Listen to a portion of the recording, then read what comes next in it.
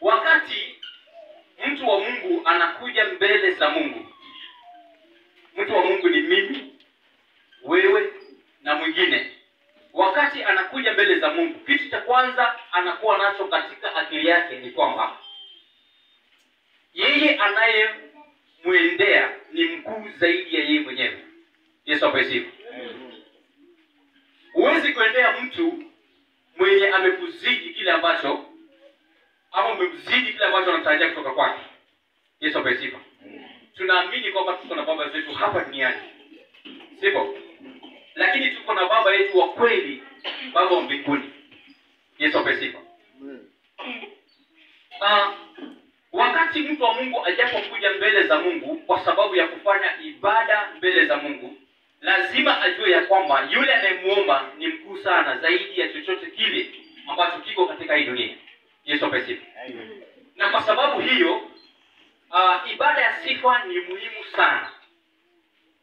Ibada ya sifa ni muhimu sana. Ibada zote ni muhimu sana, lakini ibada ya sifa ni muhimu sana. Maandiko yanasema mahali tutapataje sahihi kwamba Mungu anapatikana katika sifa. Kwa hivyo kama ni kuponywa, unaweza kuponywa kupitia kwa sifa. Kama ni kupata amani, unaweza kupata amani kupitia kwa sifa. Yesu asifiwe. Nasema Yesu asifiwe kwa sababu yeye ni mwenye amani yote mwanadamu anahitaji. Yesu asifiwe.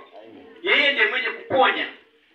Na kwa sababu hiyo tujapokuja mbele zake kwa ibada ya sifa, lazima tujue kwamba mioyo yetu iwe tayari kupokea kutoka kwake. Hatuwezi kuletea Mungu sifa kama tumejichanganya katikati ya wiki na tuje mbele ya Mungu nataka kumsifu Mungu, ni bure. Yesu asifiwe. Amen. Hata wewe mwenyewe katika akili zako, at the back of your mind, kuna kitu kitakuwa kinakuhukumu kile unachokifanya mbele za Mungu. Yesu asifiwe. Amen. Wakati unapoenda kinyume na mapenzi ya Mungu, Yesu asifiwe. Amen. Ukiamua kufanyia Mungu jambo, unakuwa na shaka katika moyo wako. Ndivyo. Kwa sababu gani? Shetani huwa anafanya kazi karibu sana na mwanadamu. Si shetani yuko kwa hii dunia? Kwa sababu alipomsubiria akatolewa kule mbinguni na yeye alikuwa mzuri sana katika kusifu Mungu. Amen.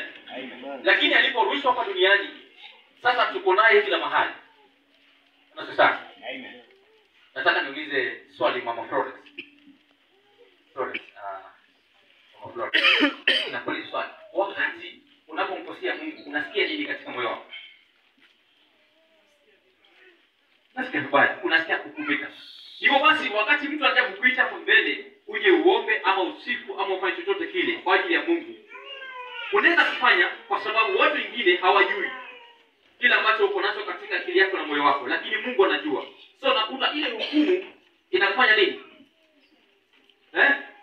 Inakuponda katika moyo wako. Kwa sababu gani? Kwa sababu hilo nilifanya pale nyuma ama jana halikuwa righteously mbele za Mungu.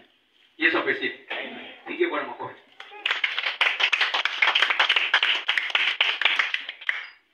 Wakati praise and worship wanaitwa hapa mbele kwa sababu ya kumsifu Mungu, wakati mwingi nachukua muda sana wao kufika hapa kumsifu Mungu. So najaribu kujiuliza wakati mwingine, mtu ambaye ametayarisha the whole week na anataka kumtumikia Mungu, hata ambaye kuja bali kianza yuko hapa na amejisha mkono juu. Kwa nini? Kwa sababu moyo wake unatamani, una kiu nyingi sana kwa ajili ya Mungu. Yesu asifiwe. Amen. Pigie Bwana makofi. Kwa hivyo hakuna mtu atamdrag kuja mbele za madhabahu hapa ila muimbie Mungu. Hakuna. Kwa nini? Kwa sababu roho yake ina kiu ya kufanya hivyo. Wakati unakuwa na njaa ya chakula ya kawaida, huwa akili zako zinakutuma mahali unapata chakula kizuri, kala na ukashiba. Sivyo? Vivyo hivyo unapokuwa na kiu ya neno ya Mungu, unapokuja katika nyumba ya Mungu, hata ukiwa nyumbani kule, akili zako zimeelekea katika ibada. Hakuna mtu atakusukuma kuja kwa ibada. Na kwa sababu hiyo utakuwa kwa ibada mapema sana. Mapema sana. anatarajia kutoka kwa Mungu. Mtu anapokuja katika nyumba ya Mungu anatarajia kwa Mungu, si mtu yoyote yule hapa kanisani, siko mchungaji, siko mama yoyote yule. Kwa hivyo ina maana kwamba wakati tunapomsifu Mungu, zile nyimbo ambazo tunampa sifa kwake huwa ni muhimu sana. Na kwa sababu hiyo yeye anapatikana kwa sifa makubwa yanafanyika katika nyumba ya Mungu. Yesu asifiwe. Amen. Nataka tuangalie mtumishi katika Biblia, mfalme haswa. Huyu mfalme alikuwa anaongoza kundi moja katika Biblia. Mfalme anaitwa Yehoshafati. Yehoshafati alikuwa anaongoza kundi la Yuda. Yesu asifiwe. Kama vile mtumishi karani hapa anapoongoza kundi hili la Victoria Baptist Fellowship hapa. Yesu asifiwe. Amen. Huyu mtumishi kabla awe mtumishi alikuwa mtu ambaye si kamilifu mbele za Mungu, matendo yake na chochote anachokifanya. Lakini Mungu alipomchagua ili awe mfalme kwa ajili ya Yuda, alikuwa na kazi ya kufanya ndani ya nyumba ya Mungu. Yesu asifiwe. Wakati mtu anachaguliwa kwa kiongozi, nataka tusikizane hapa na tupatane, maana sitakaa sana tutamaliza mahubiri. Wakati mtu anachaguliwa kwa kiongozi, huwa anakuwa na wakati mgumu sana. Kama watu wanaoongoza hawafanyi kile anawaambia wafanye. Kwa mfano mchungaji ametangaza maombi on Wednesday, na sote tusiingie katika maombi, tuachie tu mchungaji ingie maombi hivi na familia yake. Mchungaji anaweza ngangana sana. Yesu asifiwe. Kwa nini? Kwa sababu ukiangalia pastor anatuombea ndio, lakini pia inahitaji tumuombe. Mama nimeongea hivyo. Yesu asifiwe. Na kwa sababu hiyo kuna umuhimu sana katika kufuata yale ambayo kiongozi anakwambia ufanye. Yesu asifiwe. Tulioka hapa Monday, tuka hapa Wednesday, na tuka hapa Friday tugani. Na jana tuka hapa. Yesu asifiwe. Kwa nini? Kwa sababu haitakuwa na maana ukiwa huna shule yote kwa nyumba, hata kuwa na shughuli na kuna ibada na ukosi ibada. Yesu asifiwe. Kwa sababu katika ibada kunapatikana kila kitu. Yehoshafati alipokuwa mfalme alikuwa akiongoza kundi la Yuda. Na wakati mmoja alipokuwa amepumzika pale, akaletewa habari ya kwamba kuna jeshi kubwa linakuja. Linamjia nani? Yehoshafati na wale watu wake. Yesu asifiwe. Tumekaa hivi tumetulia, sio? Watu waje mbio wasikie watu wanakuja hivi kwamba kuna watu wanakuja kumaliza mchungaji na washirika wake. Yesu asifiwe. Amen. Na wameshika hizo mabunduki, wako tayari wa ule mlango na huu mlango. Wanaanza na mchungaji mwanzo, mama mchungaji, alafu wengine pia nao wafuata. Watu watakimbia mbio sana. Sivyo? Ndio. Au tutabaki? Naongea nini hapa? Wakati Yehoshafati alipoambiwa hizi habari ya kwamba kuna jeshi kubwa linakujia ili kupigana nawe, na kwa sababu alikuwa kiongozi, alikuwa mfalme wa watu wa Yuda, yeye pia alibidi aweze kufanya nini?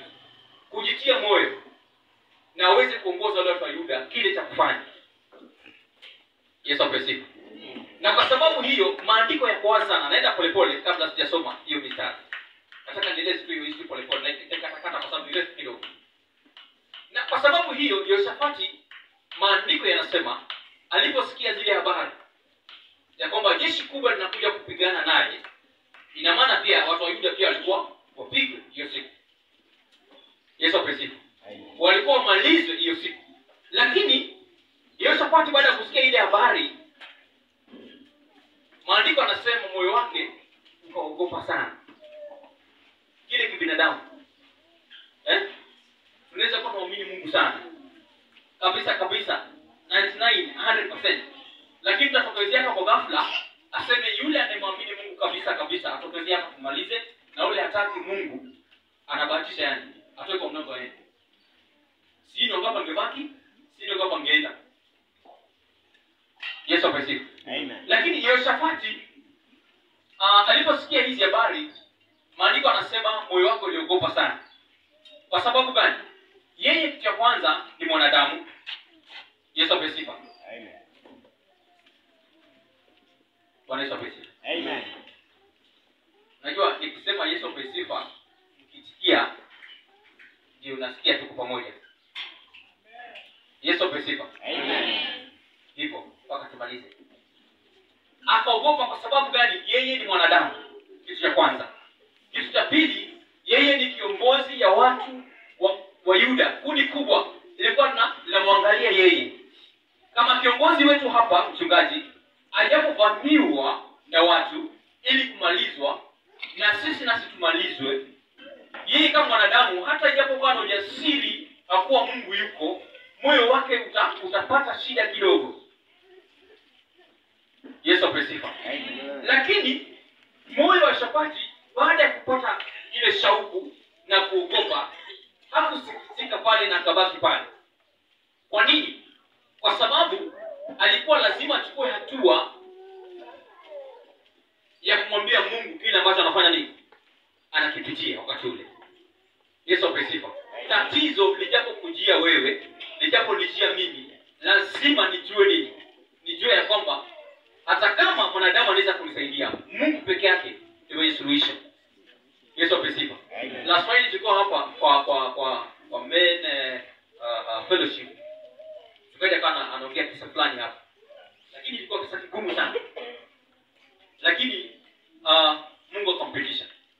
Kwa sababu muongezi kidogo alikuwa nayo na mke wake, lakini mke wake pia naye akasema itakuwaje? Lakini Yesu akampitisha. Mungu akampitisha. Kwa nini? Kwa sababu aliweza kuamini Mungu hata japokuwa kile mtu alikuwa anakitaka hakikuwa kwa wakati ule.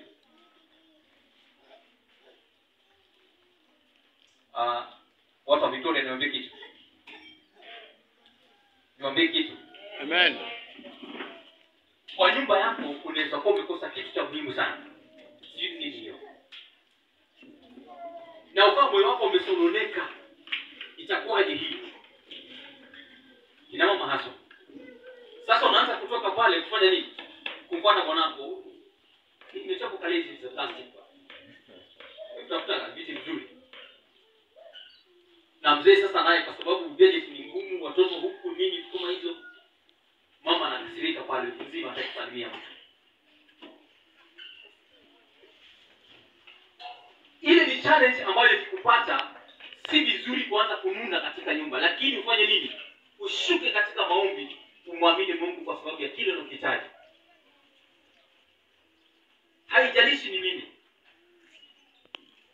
Nikawa juzi katika maombi on Friday na Mungu akawa ananikumbusha jambo ambalo sijalifanya mpaka saa hii, lakini kuanzia leo kuendelea nitalifanya. Yesu asifiwe. Amen. Unaweza kosa pesa ya kumtumikia Mungu katika nyumba, lakini kuja kwa nyumba ya Mungu kufanya ibada ndio maana sana, kwa sababu umeasilia kutoka moyoni mwako kwanza. Yesu asifiwe. Amen. Huyu kijana wangu akianza kusoma alikuwa umri mdogo sana, lakini mimi sijakuwa fungu la 10 kwa sababu ya fia. Unajua tunafunga 10 kwa sababu ya mapato unapata. Alafu nikitoa ile kiasi ya kwenda kutolea shule, nikawa nakumbushwa kwamba hiyo kiasi pia nitoe fungu la 10 hapo. Na hilo nitalifanya. Amen. Kwa nini? Kwa sababu ile sauti nikikana inawezekana sana katika kulipa fia utoto. Yesu asifiwe. Amen. Nasema nini hapa? Ya kwamba kile ambacho nakihitaji katika maishani mwako kinaweza kuwa ni kitu kikubwa sana. Kama vile mchungaji yuko na maono ya hii nyumba ijengwe ikuwe kubwa sana, ya kupendeza. Na inahitaji milioni 10, sio mchungaji? Hii ni pesa mingi sana, si ndio? Pesa mingi sana. Kwa macho ya mwanadamu haya hatuwezi kuiona. Hiyo nyumba hatuwezi kuiona. Lakini Mungu wa mbinguni ameona hiyo nyumba iko tayari. Na ndio maana yale maono yako katika akili yako mpaka sasa hivi. Maana Mungu akisema atafanya kufanya jambo, hata kama ni miaka ngapi itatimia. Unajua JCC hapa sote, JCC ile Glass Cathedral pale, tunajua ile nyumba ni kubwa sana. Na wakati yule mtumishi alipokuwa na hayo maono, wengi sana walikimbia, wengi sana walikimbia, kwa sababu ilikuwa inahitaji millions of money ili kujenga. Wengi wakakimbia, wakasema huyu mchungaji inafikia mchanganyikiwa. Akatoka kaenda kwao, Mungu akamrejesha tena pale. Na kwa sababu ni maono alikuwa nayo, maandiko anasema mwenye anabeba maono hapa, mimi naweza kwenda mbele sijui, lakini mchungaji haizi kwenda mpaka maono yatimie. Yesu ni maandiko. Ni maandiko. Kwa hivyo kama uko na maono na unataka kufuatilia, utakuwa mapema sana. Yesu asifiwe. Amen. Kwa hivyo Yehoshafati akawa ameogopa sana kwa sababu ile jeshi. Lakini maandiko yanasema ya kwamba aliwakusanya watu wa Yuda. Aliwaita watu wa Yuda, akawakusanya. Na baada ya kuwakusanya, akawaeleza jambo la muhimu sana, ya kwamba tufunge na kuomba kwa sababu ya hili jambo. Alihuzunika moyoni mwake, akaogopa moyoni mwake, lakini alipowakusanya watu wa Yuda katika nyumba ya Mungu, mwelekeo ambao aliwapa ni wasimame katika maombi na kufunga na kuomba. Wasimame katika kufunga na kuomba. Kwa nini? Kwa sababu katika kufunga na kuomba ama kumwomba Mungu wa mbinguni, inawezekana kwa kitu chochote kile ambacho kimeshinda mwanadamu. Yesu asifiwe. Amen. Kwa nini Yehoshafati kutoka pale na akasema shika Mungu, shika panga, shika nini tuwafuate, tuomalize? Lakini baada ya kuogopa moyoni mwake na ufahamu wa Mungu kumjia ya kwamba lazima afanye nini? Aombe. Na si kuomba tu, kufunga na kuomba. Kwa nini? Kwa sababu ile jeshi ambalo linawajia wakati ule. Kwa hivyo maombi yajapotangazwa katika kanisa ili tuweze kuingia katika maombi, kuna muhimu sana katika maombi. Maana ya kwanza, mtu wako ndani atajazwa na madisha, moyo wako utajazwa na mambo ya Mungu. Kwa hivyo utakuwa na shaka na Mungu. Njia zako zitakuwa sawa. Kwa sababu gani? Umejitolea kufanya nini? Kuingia katika maombi. Maombi yanachonga. Maombi yanachonga kwa kuingia vizuri. Ngoja kwa nasema kwamba yule mchungaji ananenepa sana, haombi. Haombi sana. Lakini anakula sana kuliko kuomba. Yesu asifiwe. Amen. Wakati mtu anaanza kutolea kuomba, kufunga na kuomba, kuna mambo mengine katika mwili inatulia kabisa. Inatulia kabisa. Mpaka unakuwa sasa mtu anakuona ni fulani yule, lakini akili zako, moyo wako unamuelekea Mungu. Yesu asifiwe. Amen. Yehoshafati akasimama na akawaita kundi la watu wa Yuda katika nyumba ya Mungu. Hapo waita walipopote pale, hapana, katika nyumba ya Mungu. Na akasimama nao na kuambia kwamba lazima tusimame katika maombi. Si maombi tu. Hii maombi tu, tufunge na kuomba. Tumlilie Mungu kwa sababu hii jeshi. Na walipoendelea kumlilia Mungu, ile siku iliyowadia ya kwenda kupigana nao, kwa sababu katika maombi kuna watu kadhaa pale Roho wa Mungu aliwashukia. Na akajaribu kuwaeleza ya kwamba mwambie mtumishi ama mwambie mfalme na wale watu wake ya kwamba it is well. Maombi yenu yamesikika na msiwe na wasiwasi, kwa sababu Mungu atapigana na wale atapigana na nyinyi, kwa sababu vita si vyetu. Yesu asifiwe. Amen. Vita hivi tunapigana navyo si vita hivi vya mwili na nyama na damu. Ni falme, tunapigana na falme za giza, falme za kishetani, kwa sababu shetani haonekani hivi, lakini huwa anataka watu katika njia mbalimbali. Na Mungu ana magonjwa. Kwa Mungu kuna magonjwa. Yesu asifiwe. Amen. Kwa sababu hiyo, wakati Yehoshafati aliposimama kutangaza maombi, watu wakakubali kuingia katika maombi. Na wakaomba Mungu. Wakaambia Mungu kile ambacho anakihitaji. Ya kwamba hili jeshi hata japokuwa linakuja kupigana nasi, Mungu amwambie tutetee. Na pale wametaja katika Biblia, wakajiliwa na Roho Mtakatifu kuambia kwamba mwambie mfalme ya kwamba maombi yamefika, na kwa sababu hiyo Mungu anaenda kupigana na ile jeshi na kuja kupigana naye. Yesu asifiwe. Amen. Na mtumishi wa Mungu Yehoshafati akaanguka kifudifudi. Unaweza kumwona kifudifudi? Ulale chini na uso chini kabisa hivi, chini na uso. Wako face chini. Hiyo ni kifudifudi. Amelala pale akishukuru Mungu, akiomba Mungu kwa sababu maombi alikuwa ameyatangaza yalipata kujibiwa. Na Mungu wa mbinguni akapigana na lile jeshi. Kwa nini? Kwa sababu alikuwa ametegemea Mungu kiasi kikubwa sana. Kiasi kikubwa sana. Sasa nakuja katika kichwa chetu cha ujumbe ya kwamba sifa kuu zinasababisha mambo mengi sana kufanyika katika maisha yetu. Nikisema sifa kuu haimaanishi maybe kuja kuimba na sauti kubwa sana hapa. Kiasi cha kuwa umetoka hii unatoka hii hujamaliza unaenda pale, mara zia umetoka hii anagusa pale, umetoka hapo meno. Ibada ya sifa inaanza kwa moyo wako mwenyewe. Ama Gloria, unasikia? Ibada ya sifa inaanza kwa moyo wako mwenyewe. Kwa nini?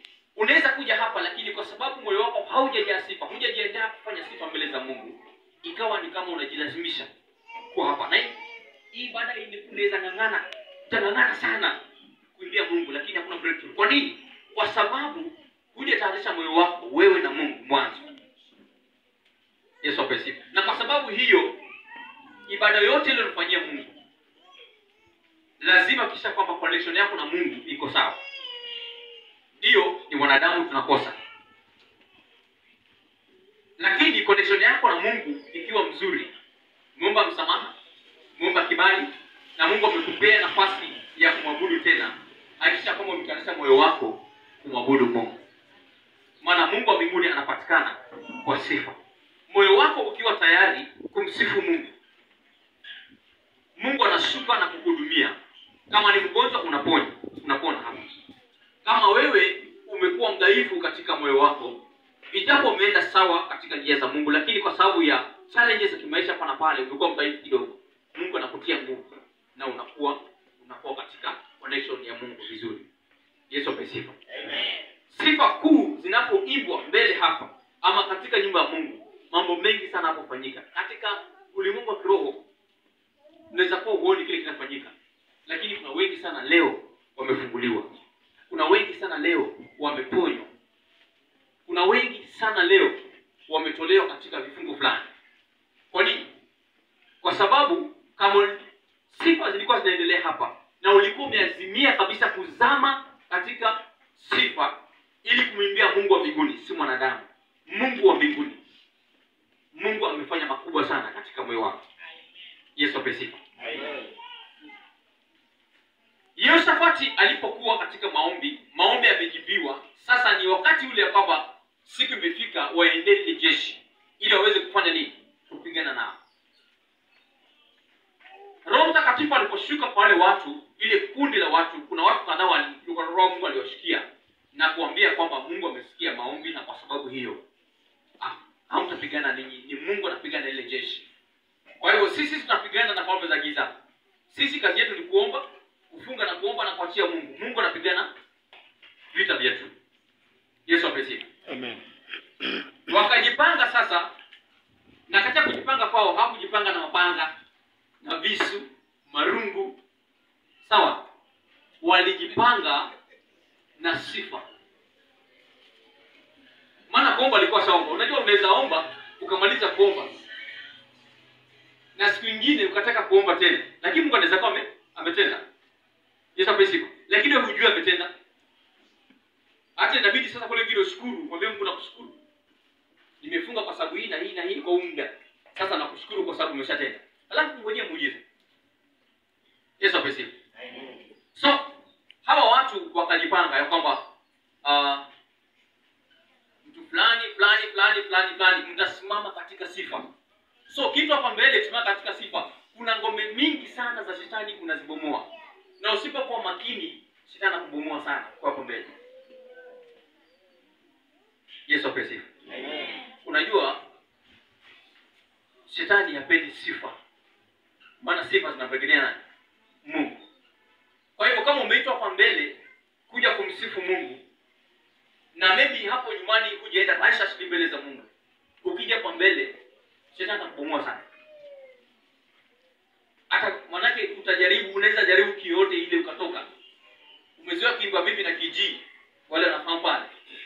Lakini ukijaribu hiyo itoke, ujaribu kingine itoke, yani umechanganyikiwa kabisa. Hizo ni mbinu za shetani. Kwa nini? Kwa sababu kitu cha kwanza ataanza kukukumbusha yale ambayo ulikuwa unayafanya pale nyumbani, ambao si kamilifu mbele za Mungu, si righteous mbele za Mungu.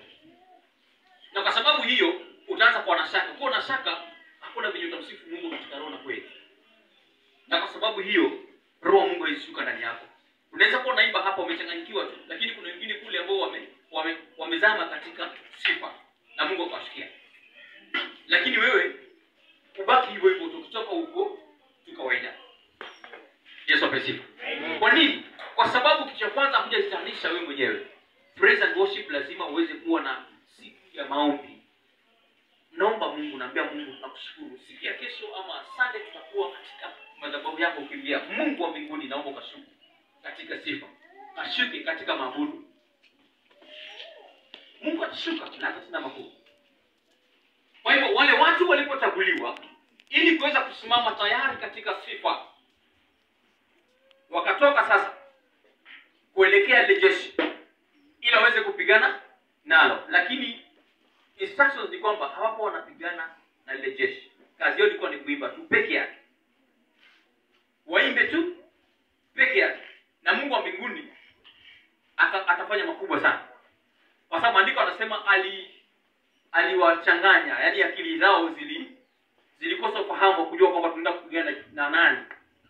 Na kwa sababu hiyo wakapigana sasa wenyewe kwa wenyewe.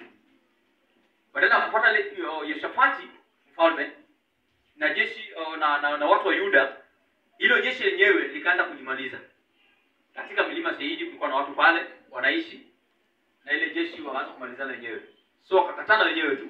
Hawa huku wamesimama wanasifu tu Mungu. Dada Saidi kwa hiyo konde. Wanasifu tu Mungu. Watu wa Yuda, Yehoshafati na watu wake. Wanamsifu tu Mungu. Wale kule wanamalizana tu wenyewe.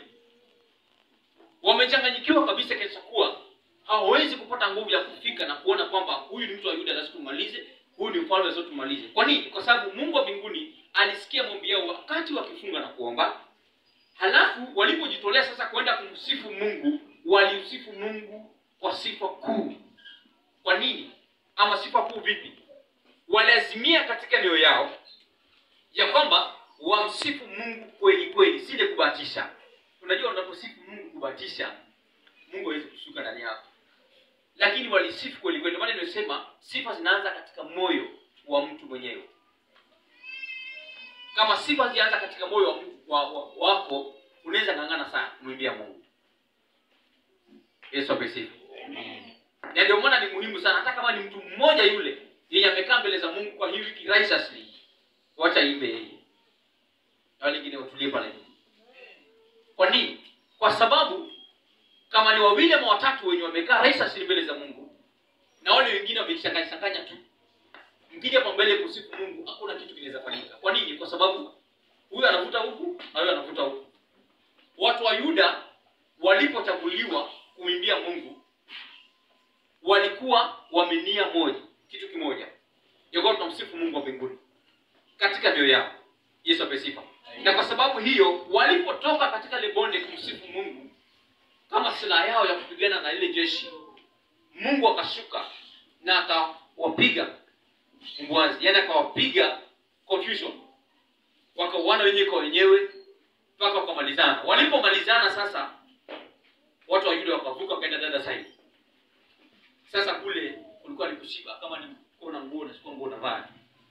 Kama ulikuwa una chakula kwa nyumba unachukua unapeleka chakula kwa nyumba. It was funny.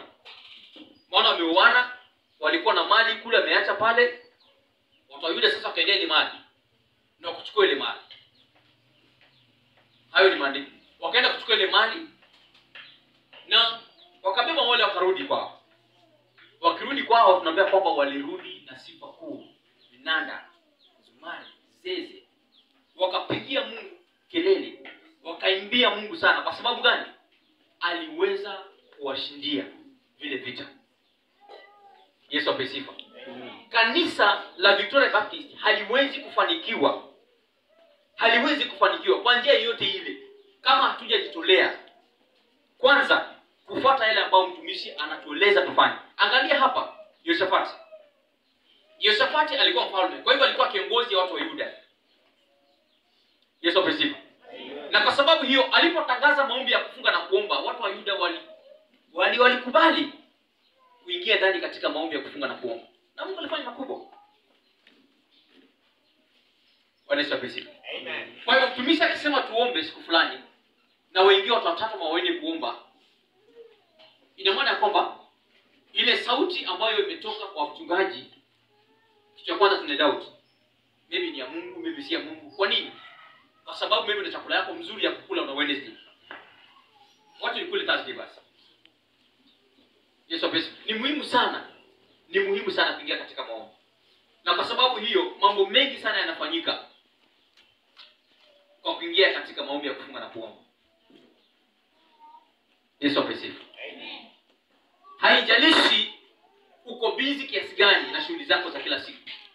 Lakini hata kama uko busy, huwezi kuwa busy kumshinda Mungu wa mbinguni. Mungu wa mbinguni yuko busy zaidi hapo.